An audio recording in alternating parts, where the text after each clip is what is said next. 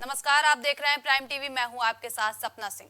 दुनिया के सबसे बड़े लोकतंत्र भारत में इस समय लोकतंत्र को जिंदा रखने के लिए लोकसभा का चुनाव निर्वाचन आयोग द्वारा बनाई गई पटरी पर तेजी से दौड़ रहा है। जी हां, कहां से कौन चुनाव लड़ रहा है, कहां किसका माहौल है, कब होगी किसकी सभा, इसके बारे में तो इस समय आप पूरी तरह से अपडेट हैं। लेकिन क्या आपको पता है कि भारत में पहली बार लोकसभा का चुनाव कब हुआ था और भारत के संविधान में चुनाव आयोग को लेकर क्या प्रावधान किए गए थे? अगर नहीं तो आइए जानते हैं हमारी इस खास रिपोर्ट में। भारत के लोकसभा चुनाव को दुनिया का सबसे बड़ा चुनाव माना जाता है, जिसमें लाखों की संख्या में कर्मचारी काम करते हैं और करोड़ों मतदाता मतदान करते हैं। भारत में लोकसभा चुनाव साल 1951 से कराए जा रहे हैं और अब तक लोकसभा के 17 चुनाव हो चुके हैं।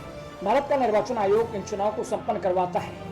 आपको बताते हैं कि पहली बार लोकसभा चुनाव 25 अक्टूबर 1951 से 21 फरवरी 1952 के बीच कराए गए थे। देश में 18वां लोकसभा चुनाव चल रहा है और राजीव कुमार ने लोकसभा चुनाव 2024 की तारीखों की घोषणा कर दी है और ये आगामी चुनाव 7 चरणों में आयोजित किया जा रहा है। प्रत्येक चरण का चुनाव अलग अलग तारीखों पर हो रहा है, जो कि 19 अप्रैल 2024 से शुरू हो गया है और 1 जून 2024 को अंतिम चरण के साथ खत्म हो जाएगा। इसके नतीजे 4 जून को आएंगे। लेकिन देश में हुए पहले लोकसभा चुनाव की शुरुआत आखिर कब हुई, चलिए आपको पहले ये बतलाते हैं।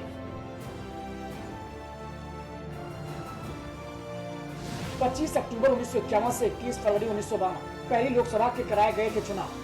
पहली लोकसभा में कुल 489 सीटें और 401 संसदीय क्षेत्र थे। 314 संसदीय क्षेत्रों में से एक प्रतिनिधि चुने गए। 86 संसदीय क्षेत्रों से 2 प्रतिनिधि चुने गए। नॉर्थ बंगाल संसदीय क्षेत्र से 3 प्रतिनिधि चुने गए। 17 अप्रैल 1952 में पहली लोकसभा अस्तित्व में आई।